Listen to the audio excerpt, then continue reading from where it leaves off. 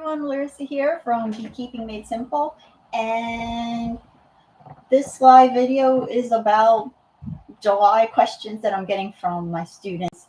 I am getting a lot of questions right now from students for my online beekeeping course because I let people just email me whenever they have them, which is what I consider the mentorship option. And the big questions that people have right now are about splitting their hives, queen breeding, why the bees aren't moving up into their super, and people don't really have questions about harvesting, but I just wanted to review it in case you're just assuming that your options are to get an extractor and spin. And feel free to post questions as you have them down in the comments, and I'll get to them as I can. Um, so first, I'll talk about splitting because that's a big question people have. And that is my next video that I'd like to put up when I have the chance and my children aren't getting sick. Um, so when you split a hive, there's a bunch of different ways you can do it, and there's different reasons for why you want to split a hive. Some people might split their hive to prevent them from swarming because you want to give room to the brood. Because you can't prevent swarming just by throwing empty supers on top. You need room in the brood where the queen is laying. So they will split to give room, because where else are you going to put these frames of brood? Other reasons why you might split your bees is to increase your apiary. Usually you want to buy 1 or 2 packages or nukes when you get started, but then, how much money do you really want to do you want to spend when you're getting started? So usually just buy a couple and hope that at least one of them does well enough that you can start to split it. And that's the best way to go into winter, is with at least 3 or 4 hives, not you just the 1 or 2 that you purchased. So either way, there's a few different ways to split. The way that I recommend splitting a beehive is to take, an empty beehive. Probably you have a Langstroth hive, but you want to take, if you do, you're just going to take your deep box, your bottom board, your frames, your lid, whatever kind of hive you have. You're going to start off small with just that small area, and you want to put your queen and at least 4 frames of brood into this empty box along with 2 frames of honey.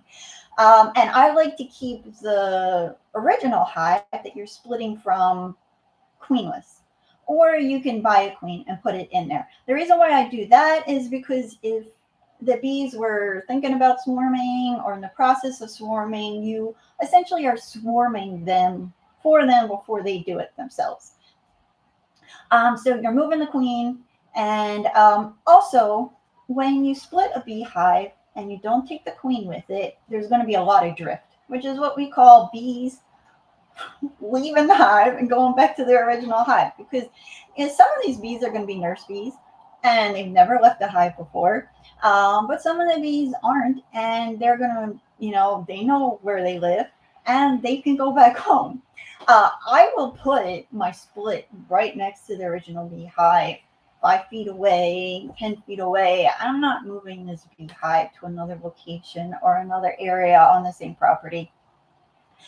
Most of the time the split's going right there, and so it's really easy for bees to drift back to their original hive. But if the queen is in their hive and that hive smells like them and her pheromone is being released, there's a lot less drift that happens. But the other reason why is because this hive is small. You're just putting a few frames of brood in there. So if you put the queen in, she's already doing her thing. The hive will bounce back really fast. The hive that's larger, the original hive, that hive has the resources to handle no queen laying for a while, and it will bounce back quickly. It will get smaller, but it also bounce back. So that's why I like to take the queen and put it into the small split and leave the original hive queenless. So before I get into how I split a little bit more detail, um, what hives do you split? It's important to think about this and to not just take whatever hive is big enough, but if you are going to be letting your hive make its own queen, then you really need to consider the genetics of the hive. If you're going to be buying a new queen, then you can disregard this part. All you really need is at least 8 frames of brood in your hive, minimum. Ideally, you'd have like 10 plus, but at least 8 frames of brood so that you can have 4 frames of brood per hive, and do like an actual split, and half the brood in one hive, half the brood in the other hive. Um, so if you're not buying a queen, then you're going to let the bees make the queen, and some other genetics are going to be coming from the drones that the queen's going to be mating with, the new queen. But half the genetics are coming from the current hive and the queen they're going to be making. So you want to make sure that those genetics are pretty good. You want a hive that is active, that's bringing in honey, that is dealing with varroa mites at least as well as all the other hives, if not the one that's doing the best dealing with varroa mites. And I get a lot of questions about like, well, why bother testing for mites if you're just going to put a treatment in anyway? What does it matter? Why do you need to do a mite test? And one reason why is because bees do handle mites better in some hives than in others. They will open up cells with pupating bees in it. Will pull out some of those infected pupa. Some hives don't really do that. And so some hives will have lower mite levels than others. And it's really helpful to know which hives deal with those mites better. And those are the hives you would want to split from if any are doing better. But at the very least, there's always going to be hives that are bigger, that are doing a much better job at bringing in honey than other hives. So you really want to take the superstar hive of your apiary. Now, if you just have like 2 hives, then you might have a superstar hive, or you might just have a mediocre hive and a weak hive, or you might just have 2 mediocre hives. It really depends on your situation, but try to do your best to split from those strong hives. Now, if you're buying a queen, then really all you're using is your bees as like bulk bees to just get that queen up and running until her and her genetics take over. So it's not as big of a deal what hive you're using. So when I split a hive, if you are not great at finding your queen, then what I recommend doing is having a queen excluder and going out there one day and it just being your goal to find the queen.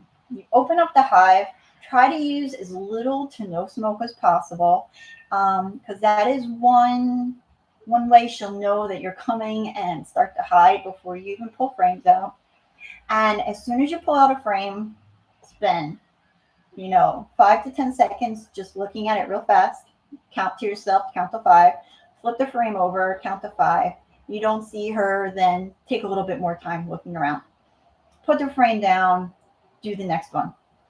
First thing you want to do is look for the queen before anything else. And so even if that takes a while, going through all of the brood in your hive before you find the queen, once you find her, put a queen excluder on. If it's the first brood box she's in, great. Put the queen excluder on. And then at the very least, the next time you go out there to split your hives, she's in that bottom box and it should be a lot easier and you have a faster time finding her. Now you can't just go do your split then, but if it's taking a while and that's a long time for you to finally find her, you might not want to then go about splitting the hive because your hive is going to be open for so long. So that is an option to just like not have so much stress about doing so many new things all at once, is to just like find your queen and put a queen excluder on to keep her stuck in that hive.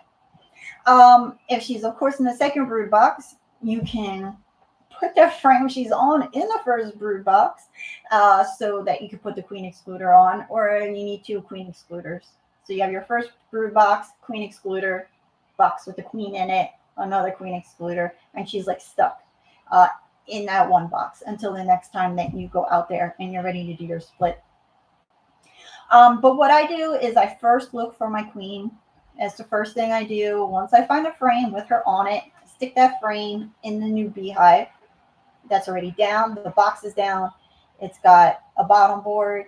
It's got the lid sitting next to it. It's got, say 4 empty frames, 2 on either side of the box. So there's a nice big gap in the middle. I put that frame with the queen on it right in there in the new beehive, put the lid on it, and then I start looking for my other frames of brood. I'm going to want at least 4 frames of brood. If you can, get 5. You want to leave the original beehive with at least 4 frames of brood also. The hive with the queen does not need eggs. The frame she's on probably is full of eggs, and that's sufficient. All you want to do is then get some older larvae and some pupa, and you want to just have 4 frames total at the very least of brood in that hive. They don't need eggs because they're not making a new queen. You want to leave all the eggs for the other hive that's going to be making a queen. And then you're going to want to throw in 2 frames of honey. If you're not seeing much pollen on those frames, there's usually lots of pollen on your brood frames, but if you're not seeing much and you have a frame with a decent amount of pollen to spare, because the hive when making the queen needs the pollen. That bee bread, the pollen mixed with nectar is what they feed the young larvae, and so that's important to be in that hive. If you have some to spare, put it into the split you're making. So you want to make sure you have at least 4 frames of brood. You want that brood to be the older brood. 2 frames of food. One of those frames should have a queen walking around. Then you have the empty frames on either end, at the either end of the walls. Close it up, you're done. The other hive, you're going to want to consolidate so that you have your brood all together. You don't have to worry about there being empty like gaps in the hive to prevent swarming, because they're not going to swarm because they don't have a queen. They're now as if they already swarmed. They've lost their queen. They're going to figure out that she's gone. Her pheromones are going to dissipate pretty quickly. And you're just going to consolidate that hive so that all the brood is together. And that second brood box, if you still need to have a second brood box on, put the rest of the honey in there or some empty frames.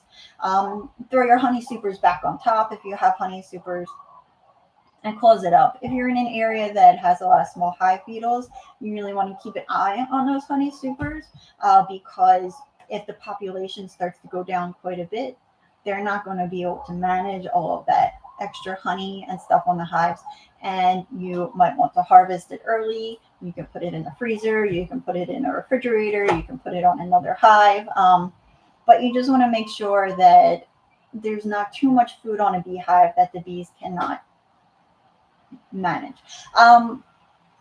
So what does that look like?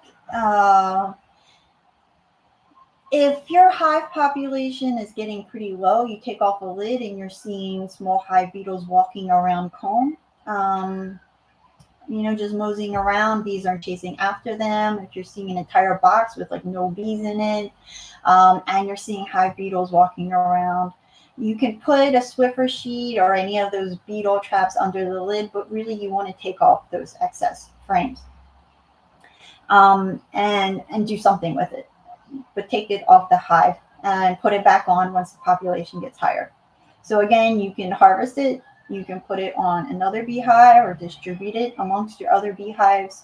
You can put it in a refrigerator or a freezer. And the one thing I always say that I recommend as a beekeeper is like gadget, tool, whatever you want to call it, is a chest freezer. I have one that's not even working. But the gasket's still good. It's a small one, like that little 3 cubic foot one. And I will freeze frames and then put it in the broken chest freezer. And it works well to actually keep pests away.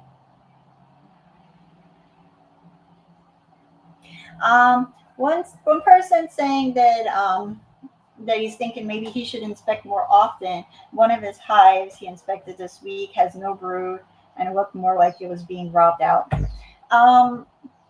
So if there's no brood, that is a common queen problem that a lot of people are saying that they see. most likely either your bees absconded or they swarmed and then didn't do a good job. They couldn't produce a new queen, or they produced a new queen and she made it and didn't successfully come back, which is also really common. It really depends on how long it's been since you inspected and you haven't seen any brood. But either way, if you're seeing no brood and you have like a handful of bees, because if a hive is being robbed out, that means that bees are just coming and stealing the food. They're not actually doing anything. There's no bees left that live there. And if that is the case, then just take everything away. Um, if you have other hives, you're seeing, like, you're not seeing any wax moth or hive beetle or anything that's like living in there, you can give those frames to other hives. You can freeze them or put them in a refrigerator temporarily until you can use them again. But if it's just being robbed out, I would take whatever resources are left and put them somewhere safe before you just have wax moth and hive beetles taking over and destroying everything. And then it just becomes a breeding ground for them. And that robbing is going to attract honeybees and wasps, not just from your hives, but in the area. So if you have other hives, it's going to be bad for your other hives because you're really just like attracting a lot of robbing to your apiary. Um, And so there's nothing really else to do other than to figure out what happened and how you can avoid it from happening next time, which is, yeah, inspect more often if you're, I mean, it depends on how often you're inspecting. But if you're checking in on them maybe once a month, then that's not often enough to know, like, my hive swarmed, they didn't make a new queen. You have just a short period of time to go find a new one and put her in before all the brood is gone and the older worker bees are starting to die off, and there's not going to be a population to handle a new queen laying eggs and all of the waiting that goes along before that next round of baby bees hatch. Um, and then that takes a lot longer though to see that a hive swarmed off and didn't successfully make a new queen. I mean, that usually people will notice. If you're not really seeing any bees in there except for robber bees, then that might be bees absconding. And bees abscond when they all take off, and that's sometimes an environmental issue, like, a bad smell, or for some reason they really just don't like the hive.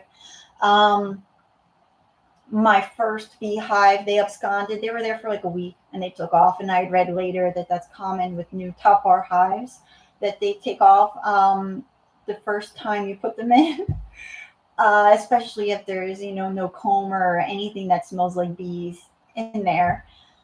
But the most common reason for bees absconding is a varroa mite infestation or small hive beetle infestation, which really stems from a varroa mite infestation. Um, And when they have a lot of viruses and a lot of mites, their last resort is to take off and leave all of that infected brood behind, because over 90% of the mice are in the infected brood, or in the pupa. And so they'll take off and try to start a hive somewhere else. If you think that it was the queen, then, I mean, it's possible you squished the queen during an inspection and they weren't able to, they would have tried to make a new queen, or they swarmed off and the queen took off and they tried to make a new queen. When that happens, I forget what the percentage is of hives that requeen successfully. It does vary a little bit in your area, but I mean, it's going to be, it's like 14 to 16 days from egg to the queen hatching, and it's going to be a few days before she goes out and mates. Then it's going to be a few days after she mates that she'll start laying. Um, so if you are going to have a hive go queenless, usually you have like a few weeks to notice something's up, um, before like it's um, totally gone and there's just a handful of bees robbing the hive. Um, and even if you don't have a queen, it's still quite a bit of time before all of the bees that were there that were a part of the colony have completely died off and gone, and there's just some bees robbing it. So most likely, I mean, most of the time they just do take off and abscond and leave the hive behind. Um, so so back to splitting hives. How I usually do it is I take the original queen, I put her into a new beehive, usually just a few feet from the original hive. I take at least 4 frames of brood, the older brood, older larva, pupa, and the frame that the queen is on. I don't take her off that frame. Whatever frame she's on, I throw that frame in there. 2 frames of honey, if I can, some pollen. If I don't see enough on the frames that have the brood on it, throw a frame of pollen in there, and I close that up. The remaining space in there is empty frames, and all of the brood and honey is all packed together in the center. The brood in the center, honey on the outside, as if it was a sandwich. The brood would be the meat and cheese, and the bread would be the honey. And you leave that alone. There will be some drift, so that means that there's going to be bees from the original hive, from the hive in the split, that are going to go back to the original hive. So what you want to do is you want to take frames that have honey on them, and you want to take frames that have capped brood, and you want to just shake a bunch of frames into your split, your new hive, and you want to just throw a whole lot of bees in there so that there's enough to compensate for the fact that some are going to go back to the original hive.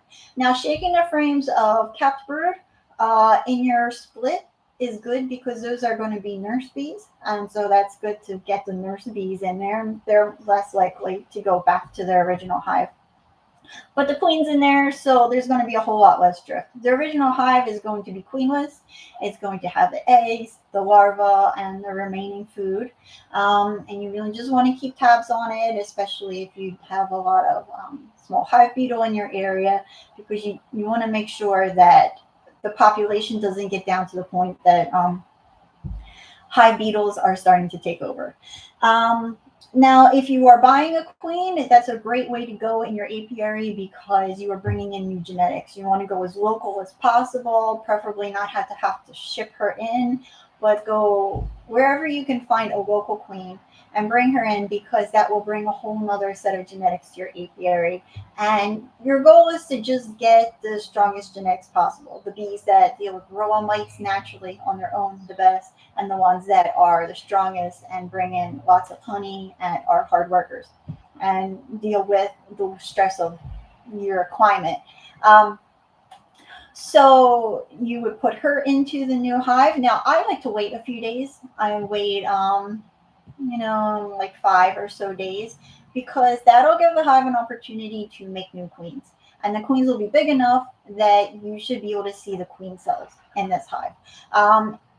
You can do it immediately. The apiary I worked for, they would make splits and throw the queen in immediately. But since I'm paying for these queens individually, I like to go the slow route that has a greater chance of survival. So I wait 5 to 7 days. Now they're going to make a queen from an egg that either that queen laid that day, or it could be up to like a 3-day-old brood, which would be like a larva, just hatching into a larva. So you want that queen cell to be at least 5-6 days old. The older it is, the bigger it's going to be. Day 9 is going to be capped. Day 7 queen cells are a really good size. You're looking at a 3-4-day-old queen cell. Those things, you can tell it's a queen cell, but it's a lot harder. And when there's bees all over a frame, it's going to be really hard to tell. So you really want to wait like 5-6 days and let them make their queens. Then you open up the hive that's queenless. You take the frames of brood and you shake the bees off of those frames. Shake them back into the hive, so that they're still in their home. And you do a really solid check of these frames to make sure you're not seeing any queen cells. If you see any queen cells, then you pinch them and you put your bought queen into the hive. If you want them to make their own queen, then you don't pinch these queen cells. You leave the hive alone. You don't even open it at all. You don't shake any frames. You don't hold any frames upside down. You leave them be for 2 weeks. But if you're going to introduce a queen, I like to wait a week and pinch all my queen cells. And you really need to look on the sides and on the bottom, at the very bottom of the frames. That's a common place that you'll see queen cells. Um, if there is even just like one queen cell in the hive, there is a chance that they will not accept the queen that you put in, and they will kill her no matter how long you leave her caged in your hive. Um, so I recommend introducing a bot queen, but if you're not finding one locally and it's a matter of you just buying one and having it shipped to you, then you, by all means, if there's a hive that's doing really well, let that hive requeen on their own. Uh, so if you're introducing a queen in a cage, I like to use a push cage. I have a video on my channel, and do a search on the channel for it. It's a super easy thing you make with like scissors, hardware cloth, and a stapler.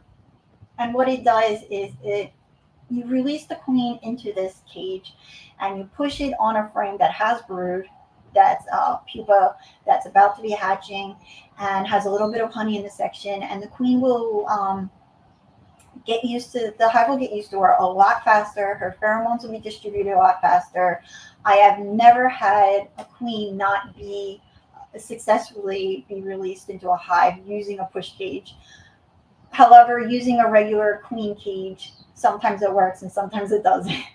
I mean, in the past, I've like opened the cork and just seen the queen like fly away.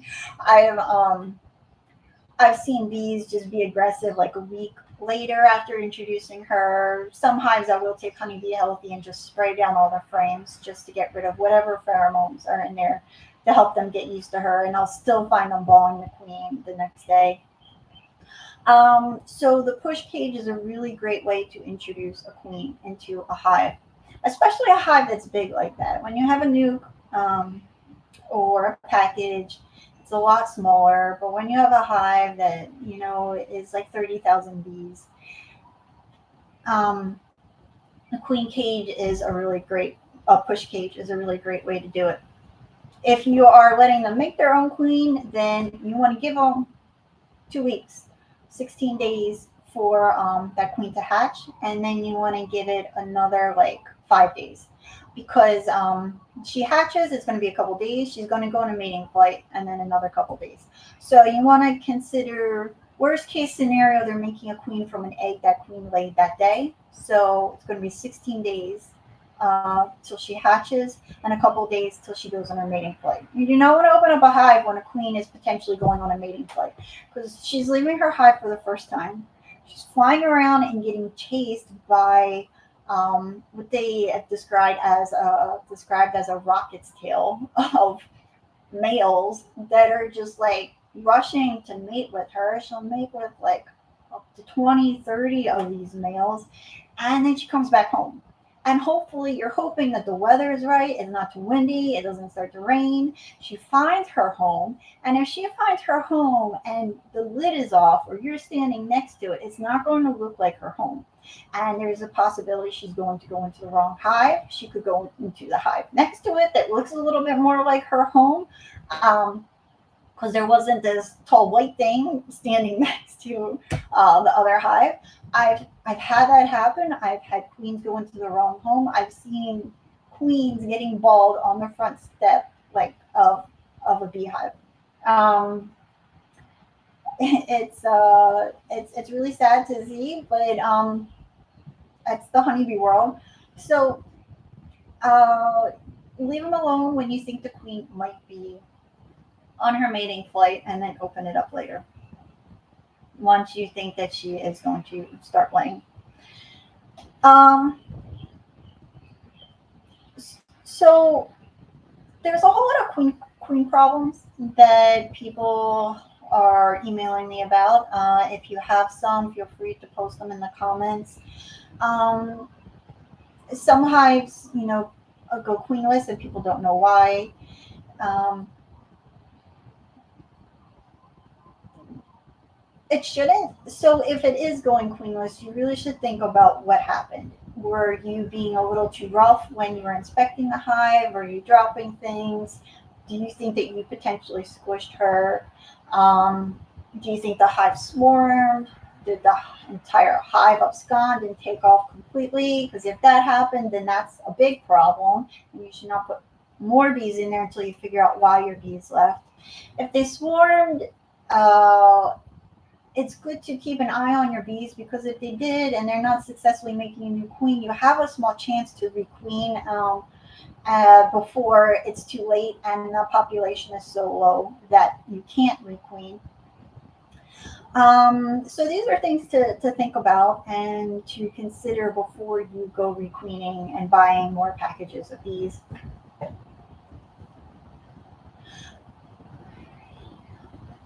One person says 4 frames of brood and a frame of honey and a split. Yes.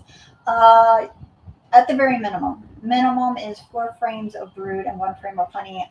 Ideally, you would have like 5 or 6 frames of brood, um, and 2 frames of honey. And you only need 1 frame of honey for every 4 frames of brood, but it's good to have a frame of something on either side of your brood to sandwich them in, especially if it's getting cooler out at nighttime or whenever, just so that the brood's staying warm, and there's something on either side. So that might even be a frame of drawn out comb that is not full, or it might be a half frame of honey or something of that sort. It might be brood on one side of the frame, but the other side of the frame is just drawn out comb and has nothing in it, or just honey on the other side. But it's ideally you don't want to just have 4 frames of brood and a frame of honey and nothing to protect that other frame of brood on the other side. Um, what kind of illness causes weak and light colored bees? Some bees are removed just prior to being full grown, also, and are white. Those bees are the pupa, and they're being removed because they have viruses. There's a lot of viruses in beehives, and they get transferred by varroa mites, because varroa mites feed off of the bee's blood. So that is a really big cause of a beehive collapsing, is the varroa mites bringing all of those viruses and weakening the bees. So either it's a virus that the bees have, or the bees are doing their job and they're opening up pupating the cells of pupating bees and checking to see if they have a lot of mites and if they're infected and ill. And if they are, they may take those bees out and dispose of them to keep the hive clean and lower the varroa mite levels on their own.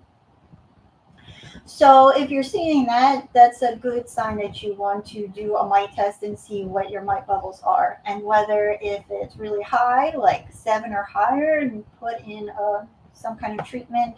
Um, if you are open to treating your bees to bring your mite levels down, or else there's going to be a good chance that they will abscond shortly, and that's how they naturally bring down their varroa mite levels.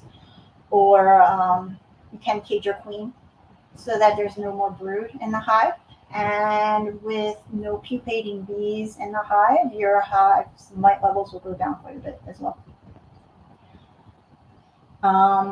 Someone says, I made a split today from a hive that had kept queen cells to replace the first hive. Yeah, if your hive is already making queens, you can use that as an opportunity to split bees. It just, it should be a hive that's doing well, that is strong, that you want more of. Not just a hive to split just because there's queen cells in it. But if the hive is a hive that you want to split and it's already making queen cells, one, I would take the queen out, split that hive, so you're taking the queen out, and brood, and leaving the queen cells in the original hive. Because if you leave the queen in the hive with the queen cells, there's a good chance she's still going to leave. Anyway, she might not. Depends on how far along the hive is and getting ready to swarm. But I would take the queen out and some brood and put them in a hive. And you can take some frames that have queen cells on them and make another split. When you split a hive, you don't have to split just one hive. If you say you have like 5 hives in your apiary, you can take like 1 or 2 frames of brood from all of your hives and put them into an empty beehive and buy a queen. and put her in there, or take queen cells that a hive is already making and put that into the split. Um, I found that when you take bees from numerous hives, like, 2 or 3 hives, and they're all in a new box all together, they don't really fight, and there's no queen to kill or to harm. Um, it works just fine. It's usually just when you have a full size beehive and you're taking a frame of bees from another hive and putting it in there, they could potentially just kill all of those bees. So I like to put newspaper in between. I found that most of the time it's just fine. You merge bees together. Um, there's the potential for the new bees to want to kill the queen in the hive, but it's a small chance. So, especially if there's no queen to kill, you can merge frames of bees from numerous hives and put them all together in a box and make a split that way. Now, there's the lazy man split, which is if you have a hive and there's 2 brood boxes on it, and you just take one brood box and put it on another bottom board, stick a lid on top, and just see what happens. One hive is going to start to make queens, and one hive is going to keep doing what it's been doing and still has the queen in it. That is a backup plan you can have if you're really having trouble finding a queen in your hives, but that's not the ideal way to go because the hive with the queen, the box with the queen in is also probably going to be the box with all the eggs, and so the box without the eggs is going to be the box without the queen, and now they're going to have to make a queen, and they're going to make it from older larvae, and they might not have a lot of food in that hive. So I like to just make sure that if a hive is going to be making their own queen, they have the best resources possible. Now, if you're introducing a queen, maybe that's not a big deal, but either way, you're going to have to go through these beehives at some point and find your queen and redistribute stuff. So why not do it when you're making a split in the first place? Is the way that I do it, but it is something that you can try if you want to. It just seems a little backwards to me. Um,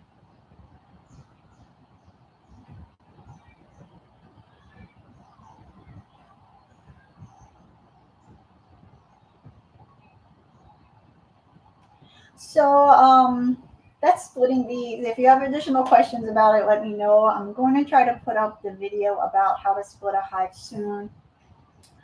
Um, the other question that I get a lot of, um, the other thing I get a lot of questions about is moving, like getting bees to move up into your super because they're just not.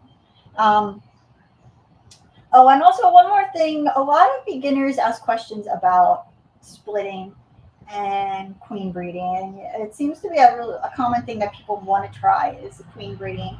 And you can go for it if you want to, but the best thing to do in your first couple of years is to just buy queens from other apiaries and to hold off on the queen breeding until you really have a few hives that have good genetics and that are dealing with varroa mites really well and are strong and bringing in a good amount of honey.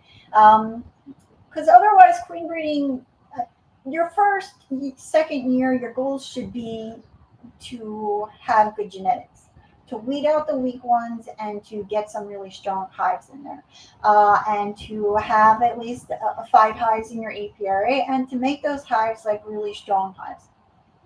Because you're going to buy 1 or 2 nukes, and usually at least one of them is going to be a dud, and they're not going to be strong. They're not going to do well. You're going to have a weak queen or whatever it's going to be.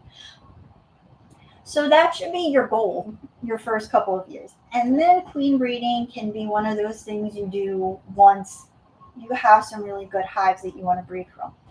So, if you want to try it, go ahead. But that's advanced beekeeping. That's not the beginner stuff. That should not be a focus or something you're trying to do. But okay, so if you have bees and they are not going up into your super and people want to know why, one, take the queen excluder off. If you have a queen excluder on this hive, just take it off. First of all, if there aren't any bees in this box, you don't have to worry about the queen going up there. She's not going to go up there. She's not going to lay eggs in a box that has no comb in it. So it's not going to be a problem. But two, the bees don't have a reason to go up there. There are tricks you can do to encourage bees to move up into your super a little bit faster. But I'm telling you right now, the number one way to get your bees to fill up the super is to put them in a place with food. Um, it's beekeeping is so simple and so easy when your bees are in the right spot. It is if they're in the right spot and they have good genetics, they're strong, which means the genetics part you can't really control. It's just you just keep buying bees, splitting them, buying queens, and waiting for your hives to get good genetics. Um, and if they're in a good spot, they will gather honey and bring it to their home. That's just what they do. And now, if there's not enough food for them, or the weather has just been really terrible that there's not enough blooming for them, they're not going to go in the super. The bees have to consume a lot of honey in order to excrete. I think it's excrete, not secrete, technically, in order to produce beeswax. So, like most of the honey I sell is comb honey, and you sell it for more money. Now, you're not technically making a whole lot more money because you're also selling the wax. And in order to get bees to make beeswax and to make this honeycomb, they have to consume their honey. And they're not going to do that if there's not enough honey coming in. So you can try all of these tricks to get bees to move up into your super, but if there is not enough food for them to gather, they're not going to be filling this super up. Now, when there is a lot of food, there's nothing you can do to stop them. You could have 5 queen excluders on the hive. They're gonna find places to put their honey, but when there is not enough food, they're not going to. Um, so I've had bees in areas where they did wonderfully, and I had bees where places where I had bees, and I would have 15 hives, and maybe one was doing okay, doing well, had a super full of honey, and the rest were just like not doing much. Now that is a sign that there is just not enough food in the area, or there's too much competition from other bees, um, and and there's not enough food for all of them. So if you have a lot of other beekeepers in the area, or if you have a lot of farms and you think that these farms pay for pollination services, then that might be a sign that there's not enough food for your bees. You should not have to feed your bees right now. It is July, and if you're feeding your bees in July, um, it, they're just not in a good location. And that doesn't mean they need to be in another state or another city or another town. I have bees on one street and they do great. It's a wonderful spot, so great. And then I met somebody who had a farm just a little shy of a mile on the same street, just a mile up the road. They do horribly there.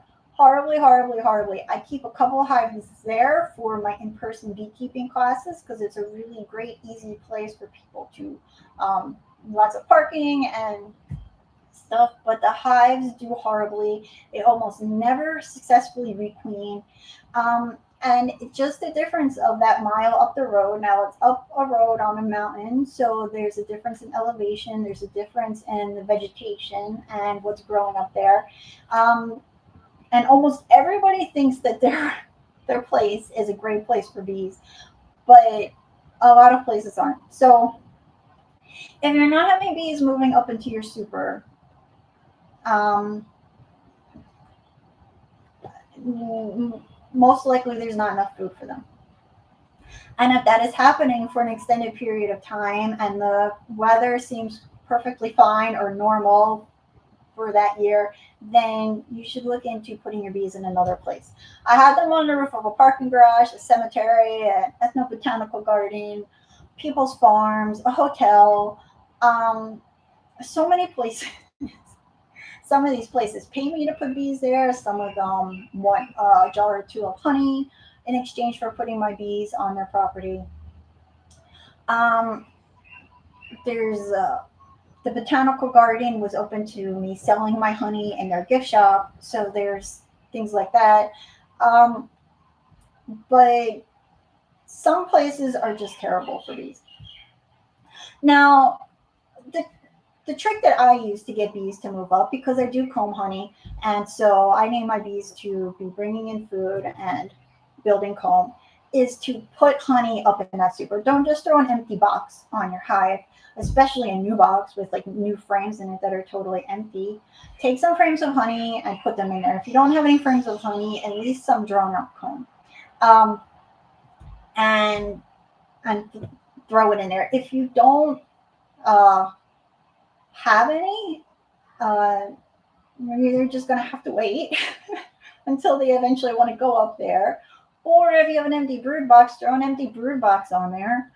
Get a frame, a brood frame, like a deep frame of honey from one of your brood boxes. Throw that up there, and wait until the bees start building in there. And then once they start to like mosey their way up there, swap out the boxes for your honey frames. Now fill up the rest of the brood box with honey frames. Don't put deep frames in there. And once they start like walking around these frames and cleaning them, then you can swap it out for a super, because you don't want to leave that deep on there for when they're like really starting to build. But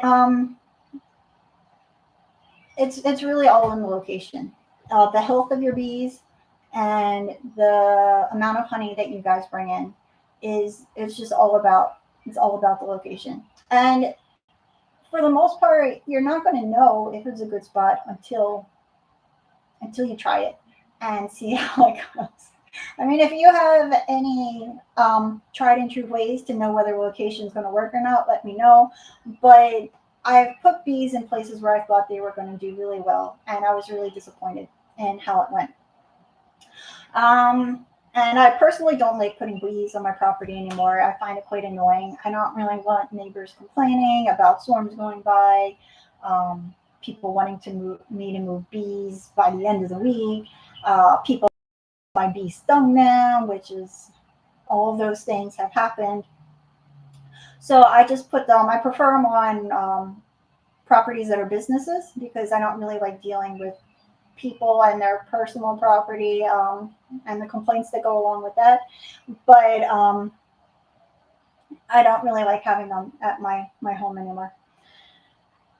So if you guys have any other tricks about getting your bees to move up, let me know. But taking the queen excluder off, putting some honey or at least some drawn out comb, some used bee frames, and a super will help to draw them upwards.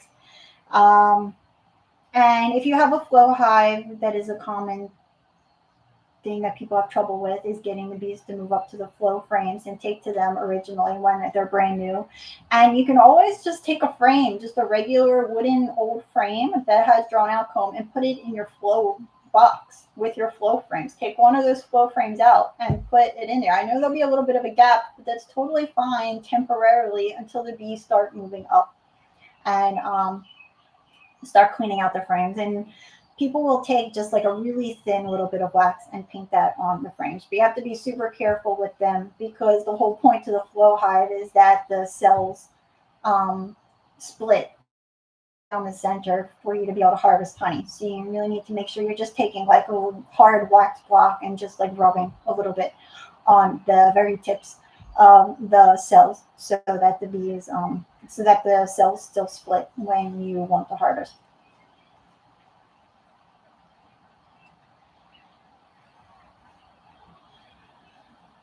Um, and then David said that he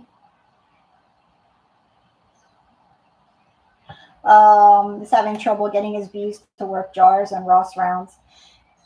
Yeah, I don't deal with, so those are easier ways to harvest comb honey, is to put those containers into your hive, and then the bees build comb right in the containers. I don't do comb honey that way, because I sell it specifically to one honey packing company, and they put it into jars of honey. Um, and that adds a lot of cost onto it, but it it's going to take even longer to get the bees to take to those, because you really need like a big nectar flow for your bees to start to build comb into those Ross rounds and those containers up in there. It's doing comb honey isn't as easy as some people think it is, because you really have to have your bees in a great spot, and it has to be a strong hive that's bringing in a lot of honey during a big nectar season. One person's asking, how long would you feed a newly installed package on foundationless frames? I'm still feeding to let them build up, but not sure when to remove the feed. Um, I would remove it once they're at a brood box. Like once the brood box is full, you can remove it.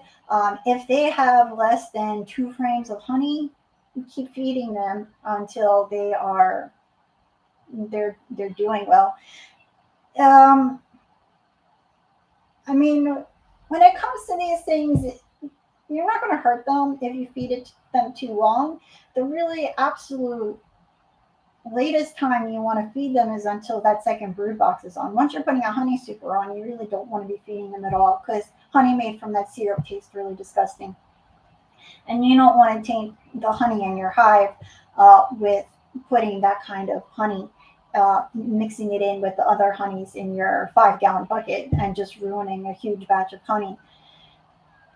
But some of that is really just some intuition and just having a hunch for how they're doing. I mean, if it was a nuke, you technically shouldn't have to ever feed it a nuke. They should do just fine on their own, but you can feed them if you want them to build faster. If it's a package of bees, I mean, you can always just take that syrup that came with the package and put that on the hive. And once that syrup that came with the package runs out, then it's time to see like,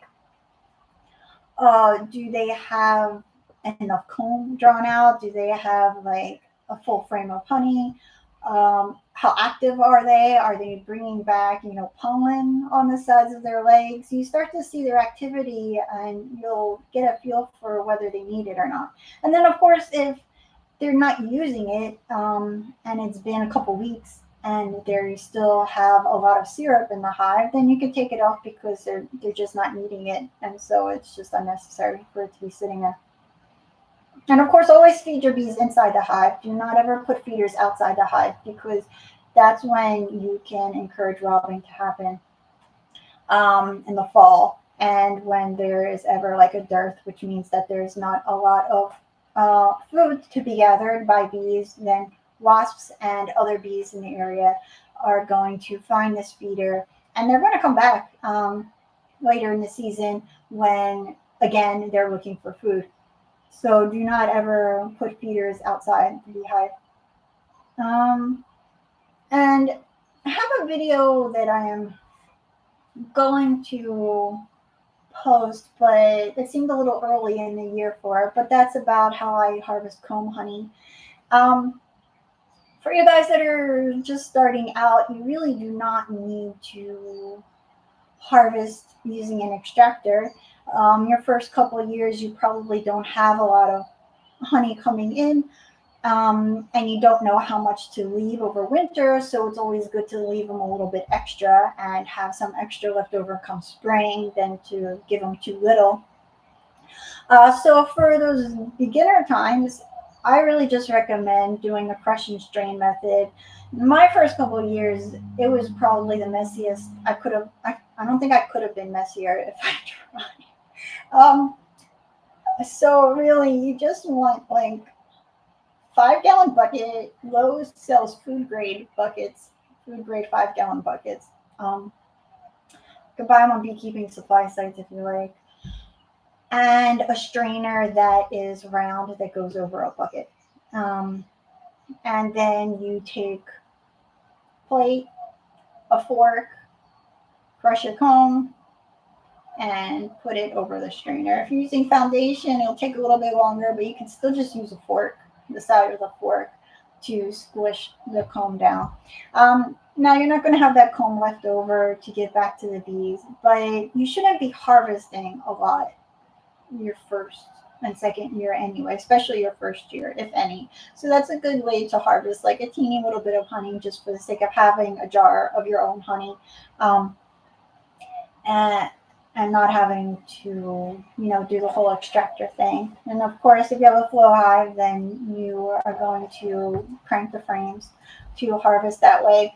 I have a video on my YouTube channel about how to do that with a 5-gallon bucket and a tube, which I highly recommend, because if your hives are big enough, um, you're going to get a lot of bees flying into your jars and trying to go into the tube that the honey is flowing out of. Now, if you have a small hive or just one or two, it might not be a problem, but for me, it was a huge issue. So if you have hives that are large and the population is heavy and there's bees flying around, I put a tube into the flow hive tube and run it into a 5-gallon bucket. I drilled a hole in the lid, the size of the tube, and the tubing I got at Ace Hardware. They have on the wall just tubing you can buy by the foot. So you just need the right size that the flow hive little tube fits into. And then of course extractors vary quite a bit. So I really don't recommend getting one your first couple of years because you don't know how many hives you're going to want to have or if you're going to want to stick with beekeeping. So I would really just like hold off on the extractor until you decide, because the hand crank and the electric ones, you have like 4-frame, 2-frame, huge ones. And then a lot of bee associations own an extractor and have extraction days. So that's really like a good reason to just join a local club, just for the sake of going to their extraction days and using that extractor and then not having to deal with the cleanup and the storage of it and when it breaks down.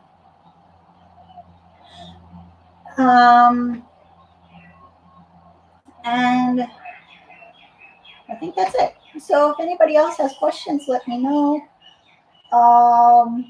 Anyone else has queen issues, let me know. Really, the main problem that most beginners have is that they don't have a queen. And so whether you want to put a new queen in is just entirely up to you. No one can really tell you whether you should or shouldn't. But I like to always figure out what happened to the queen before I go buy a new one. And queens can live. The oldest recorded queen was like 7 or so. So it's before you go signing a death certificate to another living thing, you figure out what happened so that it doesn't happen to her again. And all these things I'm talking about, I have in full videos already made on my online beekeeping class. So if you want to see those things and want to be able to email me personally whenever you have questions, check that out at beekeepingmadesimple.com. And if you subscribe and then hit the icon, you'll be notified when I go live. I usually try to schedule it a week in advance. It's usually the first Friday of the month. But YouTube will notify you when I'm going to be going live if you hit that bell icon and subscribe. And thanks for watching. Have a great weekend. And I hope it's not too hot wherever you're living.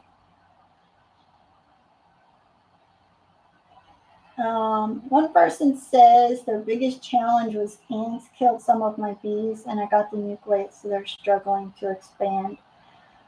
I'm sorry to hear that. It's really not common for ants to harm a hive. Usually they just eat the stuff that they can find.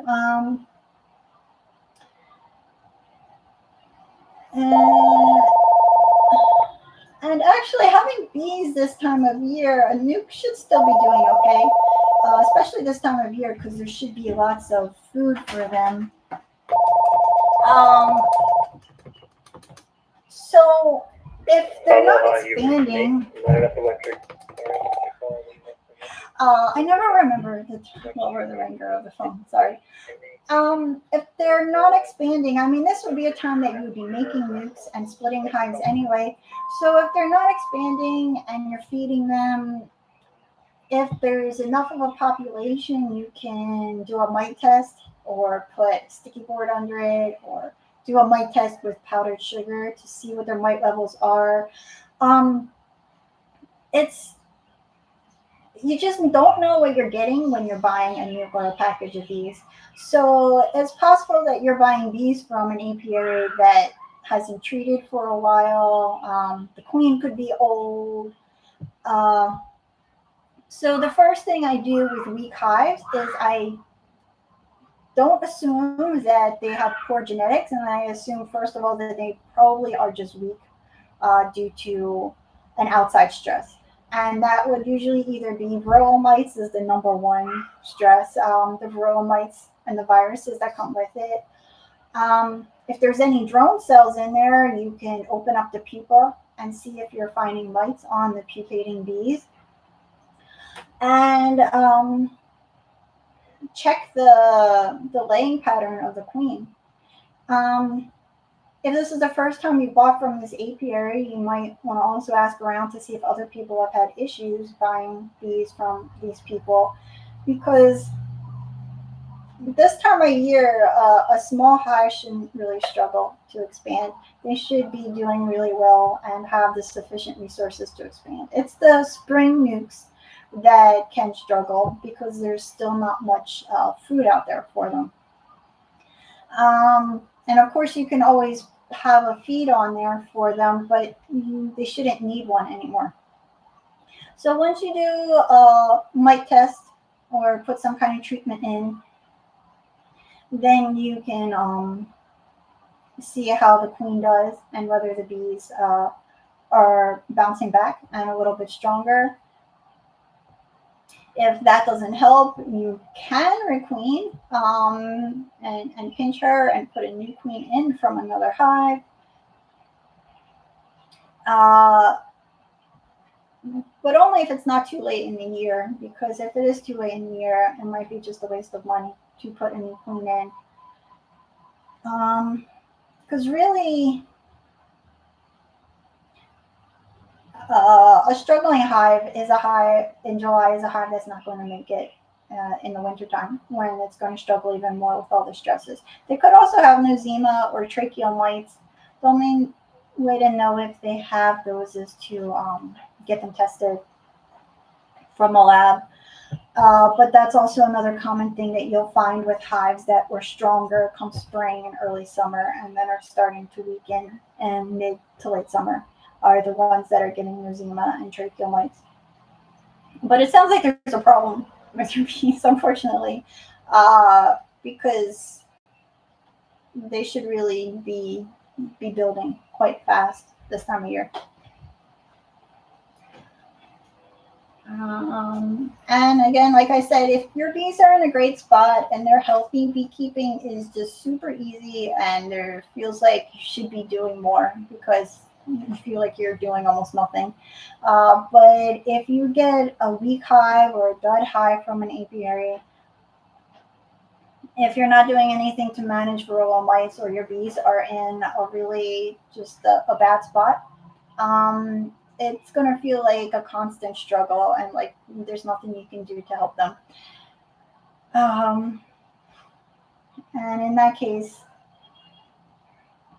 one of the few things you can do is try to find a new spot for next year and figure out what the problem was so that you can help your bees out better come the next year. So have a good weekend. See you later, guys.